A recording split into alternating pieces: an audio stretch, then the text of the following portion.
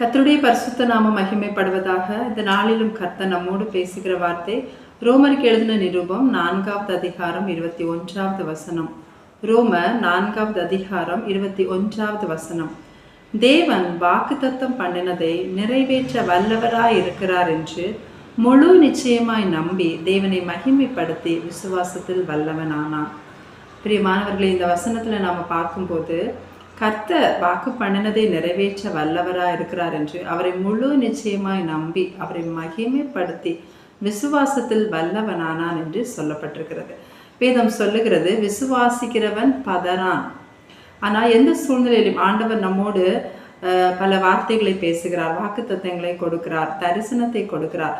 நம்மை விசுவாசிக்க வைப்பதற்காக ஆண்டவர் முதலாவது நம்மோடு பேசுகிறார், அவருடைய வார்த்தையின் மூலமாகவோ ஏதாவது தரிசனத்தின் மூலமாகவோ. ஆனால் நம்மை சுற்றி நடக்கிற சூழ்நிலைகளும் நம்ம நடத்துகிற பாதைகளையும் நம்ம பார்க்கும்போது இந்த காரியம் எல்லாம் நடக்காமல் இருக்குமோ, நடக்காமல் போயிருமோ என்று சிந்திக்கக்கூடிய அளவுக்கு நம்ம கடந்து வந்த பாதை இருக்கலாம். அப்போ அப்படிப்பட்ட சூழ்நிலையில் எப்படி ஆண்டவரை முழு நிச்சயமாய் நம்பி அவர் எப்படியும் நிறைவேற்ற வல்லவராக இருக்கிறார் என்று அவரை மகிமைப்படுத்தி நம்மளால விசுவாசத்தில் வல்லவர்கள் ஆக முடியும். பல வேளைகளில் நம்ம நம்புகிறோம் கர்த்தர் நம்மை ஒவ்வொரு நாளும் பாதுகாக்கிறதையும், ஆண்டவர் நம்மை போஷிக்கிறதையும், அல்லது நம்ம வழி நடத்துகிறதையும், ஆண்டவர் நம்மோடு பேசுகிறதையும் பார்க்கும்போது கர்த்தருடைய வார்த்தைகளையும் ஆண்டவரையும் நம்ம நம்புகிறோம். ஆனால் வரும் காலத்தை குறித்த காரியங்களை ஆண்டவர் நம்மோடு சொல்லும் போது அது அப்படியே முழு நிச்சயமாய் அவ்விசுவாசத்துக்கு இடமே கொடுக்காம முழு நிச்சயமாய் நம்பி நாம் அவரை மகிமைப்படுத்தி இன்னும் விசுவாசத்துல வல்லமை உள்ளவர்களாக மாறுவதில் நாம தவறுகிறோம். சில காரியங்கள் இன்னும் நாட்கள் போக போக நடக்கவில்லையே, ஆண்டவர் சொன்னது மாதிரியே இல்லையே, வேறு மாதிரி போகிறதுன்னு நினைக்கும் போது நமக்குள்ள துக்கமும் வருத்தமும் தான் உண்டாகிறது. இந்த துக்கமான சூழ்நிலையிலையும் வருத்தமான சூழ்நிலையில நம்மளால எப்படி விசுவாசிக்க முடியும்? வேதம் சொல்லுகிறது, விசுவாசிக்கிறவன் பதறான் என்று. ஆனால் இந்த துக்கமும் இந்த வருத்தமும் என்னது என்று வேதம் சொல்லுகிறது என்றால் இது தேவனுக்கு ஏற்ற துக்கமும்.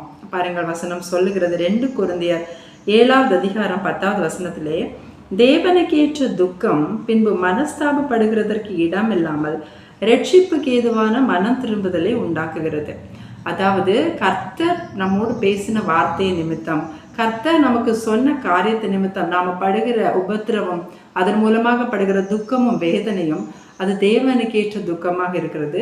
அப்படிப்பட்ட அந்த துக்கம் பின்பு மனஸ்தாபப்படுகிறதற்கு இடம் இல்லாமல் ரட்சிப்புக்கு ஏதுவான மனம் திரும்புதலை உண்டாக்குறது. எப்பொழுது என்றால் பின்பு, அதாவது ஃபியூச்சர்ல வரும் காலத்துல அது மனஸ்தாபப்படுவதற்கு இடம் கொடுக்காது. இப்படி ஆயிட்டே, நம்ம கடந்து வந்த பாதையின் முடிவு இந்த மாதிரி ஆயிட்டே, ஐயோ நம்முடைய வாழ்க்கை இப்படி ஆயிற்றே என்று சொல்லி மன வருத்தப்படுகிறது மாதிரி அமையாது. ஆண்டவர் அனுமதிக்கிற துக்கம் நிச்சயமாக அதனுடைய முடிவு ரட்சிப்பை உண்டாக்கும் என்று இந்த வசனம் சொல்லுகிறது. மேலும் அடுத்த வசனத்திலே சொல்லப்பட்டிருக்கிறது, பாருங்கள், நீங்கள் தேவனுக்கேற்ற துக்கம் அடைந்தது உண்டே, அது உங்களிடத்தில் எவ்வளவு ஜாக்கிரதையும் குற்றம் தீர எவ்வளவு நியாயம் சொல்லுதலையும் எவ்வளவு வெறுப்பையும் எவ்வளவு பயத்தையும் எவ்வளவு ஆவலையும் எவ்வளவு பக்தி வைராக்கியத்தையும் எவ்வளவு கண்டிப்பையும் உண்டாக்கிற்று. இந்த காரியத்திலே நீங்கள் எல்லா விதத்திலும் உங்களை சுத்தவான்கள் என்று விளங்க பண்ணினீர்கள்.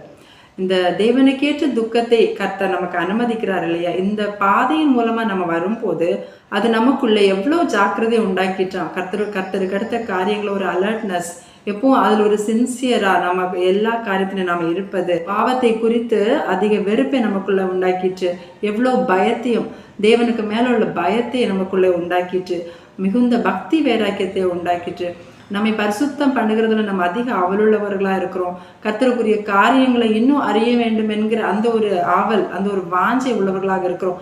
இப்படி அநேக காரியங்களை உங்களுக்குள்ளே உண்டாக்கிட்டு இந்த காரியத்திலே நீங்கள் எல்லா விதத்திலும் உங்களை சுத்தவான்கள் என்று விளங்க பண்ணினீர்கள். இந்த காரியம் மூலமாக நம்ம அது சுத்தவான்களாக விளங்க பண்ணிடலாம்.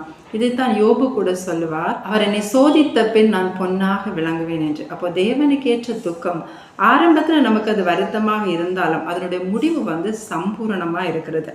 இப்போ உலக பிரகாரமாக நம்ம எவ்வளோ காரியங்களை செய்கிறோம், அதாவது நம்முடைய சுய திட்டத்தின் கீழும் நம்முடைய பிளான் படியும் இல்லை மற்றவர்கள் சொல்லுகிற யோசனையின் படி எவ்வளோ காரியங்கள் செய்கிறோம். அது நம்முடைய வேலைகளாக இருக்கலாம், நம்முடைய படிப்பு காரியங்களாக இருக்கலாம், இல்லை பிஸ்னஸாக இருக்கலாம். ஏதோ ஒரு விதத்தில் அது ஆரம்பத்தில் நல்லா தான் இருக்கும். ஆனால் அதனுடைய முடிவை கொஞ்ச நாள் கழித்து எதிர்காலத்தில் நம்ம பார்க்கும்போது அது நம்ம நினைத்த அளவுக்கு அவுட்புட் வரவில்லை என்றால் அப்பொழுது நம்ம மனஸ்தாபப்படுவோம்.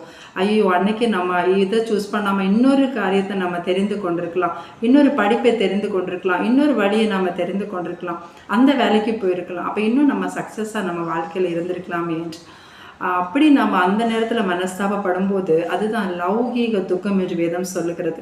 அதே வசனத்தில் 2 கொரிந்தியர் 7:10 பாருங்க, லௌகீக துக்கமும் மரணத்தை உண்டாக்குகிறது. நம்முடைய ஆத்துமாவில் அது ஒரு ஒரு ஒரு மரணத்தை, அதாவது ஆத்துமா ரொம்ப சஞ்சலப்பட்டு வேதனைப்பட்டு ஒடுக்கம் அடைகிறது. அதுவே தேவனுக்கேற்ற துக்கம்னா அந்த மனஸ்தாபம் உண்டாகாமல் ரட்சிப்பை அதை நமக்குள்ளாக பல மாற்றங்களை உண்டாக்குகிறது. இன்னும் கர்த்தரோடு நம்ம இன்னும் நெருங்குகிறவர்களாக அது ஒரு சம்பூரணமான ஒரு முடிவை தருகிறதாக நம்முடைய வாழ்க்கையை அது மாற்றுகிறது. ஆகவே தான் சொல்வார்கள், எந்த ஒரு காரியத்திலையும் அது துவக்கத்தை பார்க்கலும் அதன் முடிவை பார்க்க வேண்டும். வசனம் கூட சொல்லுகிறது, துவக்கம் அற்பமா இருந்தாலும் முடிவு சம்பூர்ணமா இருக்கும் என்று. தேவனுக்கு ஏற்ற துக்கம் ஆரம்பத்துல அற்பமா இருந்தாலும், மன வருத்தத்துக்கு உடையதா இருந்தாலும், நம்மளால் அக்செப்ட் பண்ணக்கூடாததா இருந்தாலும், ஆண்டவர் நம்ம ஒரு வசனம் தந்து நடத்துகிறாரா, கர்த்தருடைய சித்தப்படி நடத்துகிறாரா, நம்முடைய வாழ்க்கையை அதுக்கு முற்றிலுமாக அர்ப்பணிக்கும் போது நிச்சயமாக அதனுடைய முடிவு சம்பூர்ணமாக தான் இருக்கும். அதுவே லௌகீக துக்கம், அதாவது உலக பிரகாரமான துக்கம் நமக்குள்ளே வந்துச்சுன்னா அது மரணத்தை உண்டாக்குகிறது, ஆத்தும மரணத்தை. அந்த ஆத்மாவுக்கும் கர்த்தருக்கும் ஒரு உறவு இல்லாம தனிமையா இருப்பது போன்ற, வெறுமையா இருப்பது போன்ற அந்த உணர்வு உள்ளவர்களா, நம்ம சஞ்சலப்படுகிறவர்களா, மனஸ்தாபப்படுகிறவர்களா இருப்போம். பாருங்க, சங்கீதக்காரன் சொல்லுகிறான், சங்கீதம் 116 அதிகாரம் 10வது வசனத்திலே, விசுவாசித்தேன் ஆகையால் பேசுகிறேன், நான் மிகுதியும் வருத்தப்பட்டேன். நான் மிகவும் வருத்தப்பட்டாலும் நான் விசுவாசித்ததுனால பேசுகிறேன் என்று சொல்கிறார். அப்போ எப்படிப்பட்ட சூழ்நிலை, நம்ம எவ்வளோ வருத்தம், நமக்கு நெருக்கம் இருந்தாலும், நம்ம எவ்வளோ துக்கப்பட்டாலும், அந்த சூழ்நிலையில இந்த சங்கீதக்காரன் சொல்லுகிறான், நான் விசுவாசித்தேன் ஆதலால் பேசுகிறேன். அவன் எதை விசுவாசிக்கிறான்னா, அது முந்தின வசனத்திலே சொல்லப்பட்டிருக்கிறது பாருங்கள், நான் கர்த்தருக்கு முன்பாக ஜீவனுள்ளோ தேசத்திலே நடப்பேன். அதாவது ஜீவனுள்ளோ தேசம் என்பது இதுக்கு முன்பாக இதே பாதையில நடந்தவர்களுடைய அந்த பாதை. அதாவது வேதத்திலே அநேக பரிசுத்தவான்களை குறித்து சொல்லப்பட்டிருக்கிறது. வேதத்தில் சொல்லப்பட்டிருக்கிறது, மேகம் போன்ற திரளான சாட்சிகள் இருக்க, திரளான சாட்சிகளை குறித்து இந்த வேதத்தில் எழுதப்பட்டிருக்கிறது. கர்த்தர் சொல்லுகிறார், ஏசாயா 51 அதிகாரம் 2வது வசனத்திலே, உங்கள் தகப்பனாகிய ஆபிரகாமையும் உங்களை பெற்ற சாராளையும் நோக்கி பாருங்கள், அவன் ஒருவனாயிருக்கையில் நான் அவனை அழைத்து அவனை ஆசீர்வதித்து அவனை பெருக பண்ணினேன். அதாவது ஆபிரகாமை நோக்கி பாருங்கள் என்று சொல்லுகிறார். ஏன்னா அவன் ஒருவனா இருக்கையில் நான் அவனை அழைத்து ஆசீர்வதித்து பெருக பண்ணினேன். ஒருவனா இருக்கையில்னா பிசிக்கலா அவன் தனியா இல்லை, அவனுக்கு மனைவி இருந்தால், குடும்பம் இருந்தது, வேலைக்காரர்கள், சுற்றி ஜனங்கள் எல்லாருமே இருந்தார்கள். ஒருவனா இருக்கையில் என்று இங்கே கர்த்தர் எதை சொல்லுகிறார் என்றால், அவனை அழைத்த அழைப்பில் அவன் மட்டும்தான் இருக்கிறான். அவனுக்கென்று வைக்கப்பட்ட அந்த அழைப்பு, அவனுக்கென்று வைக்கப்பட்ட அந்த தரிசனத்துல அவன் ஒருவன் தான் அந்த பாதையிலே நடக்க வேண்டும். அவனை கர்த்தர் ஒருவரே வழி நடத்தி அவனை ஆசீர்வதித்து அவனை பெருக பண்ணினார். அந்த ஆபிரகாமை நோக்கி பாருங்கள் என்று சொல்கிறார். ஏனென்றால் நமக்குள்ளே விசுவாசத்தை வளர பண்ணுவதற்காக. இந்த இடத்துல அதுதான் சொல்லப்பட்டிருக்கிறது, நான் கர்த்தருக்கு முன்பாக ஜீவனுள்ளோர் தேசத்திலே நடப்பேன். இதுக்கு முன்பாக இந்த பாதையில வந்தவர்கள் எப்படி கர்த்தருக்கு முன்பாக நடந்தார்களோ அதே போல நானும் நடப்பேன். ஏன்னா அவர்களுடைய முடிவு எதுவுமே அழிவு இல்லை. வசனம் சொல்லுகிறது, எபிரேயர் 12வது அதிகாரம் 1வது வசனத்திலே, ஆகையால் மேகம் போன்ற இத்தனை திரளான சாட்சிகள் நம்மை சூழ்ந்து கொண்டிருக்க பாரமான யாவற்றையும் நம்மை சுற்றி நெருங்கி நிற்கிற பாவத்தையும் தள்ளிவிட்டு விசுவாசத்தை துவக்குகிறவரும் முடிக்கிறவருமா இருக்கிற இயேசுவை நோக்கி நமக்கு நியமித்திருக்கிற ஓட்டத்தில் பொறுமையோடே ஓடக்கடுவோம். இவர்களை பார்த்து நம்மை நெருங்கி வருகிற பாவத்தையும் பாரத்தையும் தள்ளிவிட்டு நமக்கு நியமித்திருக்கிற அந்த பாதையில நம்ம பொறுமையோடு ஓடக்கடுவோம். ஏன்னா நமக்கு நியமித்திருக்கிற பாதையில, நம்முடைய அழைப்புல, நம்முடைய தரிசனத்துல நம்ம ஒருவர் தான், ஒருத்தி தான், ஒருவன் தான். நம் ஒருத்தியாகிய நம்மை அவர் ஒருவராயிருந்து நடத்துகிறார், அவர் அழைத்திருக்கிறார், அவர் ஆசீர்வதித்து நம்மை பெருக பண்ணுவார். இப்படிப்பட்ட விசுவாசம் தான் அன்னைக்கு சங்கீதக்காரனுக்கு உண்டாயிருந்தது. நான் ஜீவனுள்ளோ தேசத்திலே கர்த்தருக்கு முன்பாக நடப்பேன். அவர்களெல்லாம் எப்படி கர்த்தருக்கு முன்பாக நடந்தார்களோ, எப்படி அவர்களுடைய அழைப்பை, தரிசனத்தை நிறைவேற்றினார்களோ அதே போல நானும் நடப்பேன். இன்னைக்கு நம்மை நடத்துகிற பாதையும் கூட நாளை நம்முடைய சந்ததிகள் விசுவாசத்தில் வளர்வதற்கு ஏதுவாகத்தான் கர்த்தர் நம்மை நடத்துகிறார். அடுத்து 2வதாக நம்ம பார்க்கும்போது பாருங்கள், சங்கீதம் 27 13 சொல்லப்பட்டிருக்கிறது. நானோ ஜீவனுள்ளோர் தேசத்திலே கர்த்தருடைய நன்மையை காண்பேன் என்று விசுவாசியாதிருந்தால் கெட்டு போயிருப்பேன். 2வது விசுவாசம், ஜீவனுள்ளோர் தேசத்திலே கர்த்தருடைய நன்மையை காண்பேன் என்று விசுவாசியாதிருந்தால் கெட்டு போயிருப்பேன். என்னுடைய ஆத்மா மரணத்திற்குள்ளா இருக்கும். அந்த லௌகீக துக்கம், உலக பிரகாரமான துக்கம் என்னை மரணத்துக்குள்ளாக்கி இருக்கும், என்னை அழிவுக்கு நேராக நடத்தியிருக்கும் என்று இங்கே சங்கீதக்காரன் சொல்லுகிறார். அதே ஜீவனுள்ளோ தேசத்துல, அதாவது கர்த்தர் அழைத்து நடத்துகிற அந்த பாதையில, அந்த தரிசனத்தின் பாதையில கர்த்தருடைய நன்மையை காண்பேன் என்று விசுவாசியாதிருந்தா. 2வது நமக்குள்ள இருக்கக்கூடிய விசுவாசம், கர்த்தருடைய நன்மையை நான் காண்பேன். வசனம் சொல்லுகிறது, என் ஜனங்கள் நான் அளிக்கும் நன்மையால் திருப்தி ஆவார்கள். என் ஜனங்கள் நான் அளிக்கும் நன்மையால், அப்ப கர்த்தர் அளிக்கிற நன்மையால் நம்ம திருப்தி ஆக வேண்டும் என்றால் முதலாவது அந்த நன்மையை தருகிற கர்த்தரை நாம பார்க்க வேண்டும். அநேக நேரத்துல நாம கர்த்தரிடத்தில் இருக்கிற நன்மையும் ஆசீர்வாதங்களுக்காக கர்த்தரை தேடுகிறவர்களாக இருக்கிறோம். இங்க பாருங்க, 2 ராஜாக்கள் 2வது அதிகாரத்திலே எலியா எலிசாவிடம் கேட்கிறார், உனக்கு என்ன வேண்டும் என்று. அப்பொழுது எலிசா சொல்லுகிறார், 2 ராஜாக்கள் 2வது அதிகாரம் 9வது வசனத்திலே, அதற்கு எலிசா, உம்மிடத்தில் உள்ள ஆவியின் வரம் எனக்கு ரெட்டிப்பாய் கிடைக்கும்படி வேண்டுகிறேன். உம்மிடத்திலுள்ள ஆவியின் வரம் எனக்கு ரெட்டிப்பாய் வேண்டும் என்று சொல்லி எலிசா எலியாவிடம் கேட்கிறார். அதற்கு பதில் எலியா என்ன சொல்லுகிறார் என்றால், 10வது வசனத்திலே சொல்லப்பட்டிருக்கிறது, அதற்கு அவன், அரிதான காரியத்தை கேட்டாய், உன்னை விட்டு நான் எடுத்துக்கொள்ளப்படுகள், என்னை நீ கண்டால் உனக்கு கிடைக்கும், இல்லாவிட்டால் கிடையாது. பிரியமானவர்களே, நம்ம அநேக காரியங்களே இந்த இடத்துல எலிசா எலியா கிட்ட உம்மிடத்திலுள்ள ஆவியின் வரம் எனக்கு வேண்டும் என்று கேட்கிறார். அதே போல நம்ம கர்த்தரிடத்துல அவரிடத்தில் உள்ள ஆசீர்வாதத்தையும் நன்மையும் நம்ம அநேக நேரத்துல கேட்கிறோம். ஆனால் அதற்கு முன்பாக ஆண்டவர் விரும்புவது, என்கிட்ட இருக்கிற நன்மையும் ஆசீர்வாதமும் உனக்கு நான் தர வேண்டும் என்றால் நீ முதலாவது என்னை காண வேண்டும். நீ என்னை காணும் போது இவை எல்லாவற்றையும் பெற்றுக்கொள்வாய் என்று இங்கே நம்ம வாசிக்கிறோம். அவரை காணும் போது நமக்குள்ளாக என்ன நடக்கும் என்றால், ஏசாயா தீர்க்கதரிசியின் புஸ்தகம் 6வது அதிகாரத்துல ஏசாயா கர்த்தரை காண்கிறான். 6வது அதிகாரம் 1வது வசனம், உசியா ராஜா மரணமடைந்த வருஷத்தில் ஆண்டவர் உயரமும் உன்னதமுமான சிங்காசனத்தின் மேல் வீற்றிருக்க கண்டேன். அவருடைய வஸ்திர தொங்கலால் தேவாலயம் நிறைந்திருந்தது. ஆண்டவரை சிங்காசனத்துல, உயரமும் உன்னதமான சிங்காசனத்தில் வீற்றிருக்கிறவராக ஏசாயா காண்கிறார். கர்த்தரை கண்ட உடனே அவன் என்ன சொல்லுகிறான் என்றால், 5வது வசனத்துல, அப்பொழுது நான் ஐயோ அதமானேன், நான் அசுத்த உதடுகளுள்ள மனுஷன், அசுத்த உதடுகளுள்ள ஜனங்களின் நடுவில் வாசமாயிருக்கிறவன், சேனைகளின் கர்த்தராகிய ராஜாவை என் கண்கள் கண்டதே என்றான். கர்த்தரை பார்த்த உடனே தான் அவன் யார் என்கிற உணர்வு அவனுக்கு வருது. ஐயோ, நான் அசுத்த உதடுகள் உள்ளவன், நான் பாவி, நான் அசுத்த உதடுகளுள்ள ஜனங்களோடு வாசம் பண்ணுகிறவன், நான் மற்றவர்களை போல தான் நானும் பாவியான மனுஷன். அந்த இடத்துல நான் தீர்க்கதரிசி என்றோ எதையுமே அவன் சொல்லலை.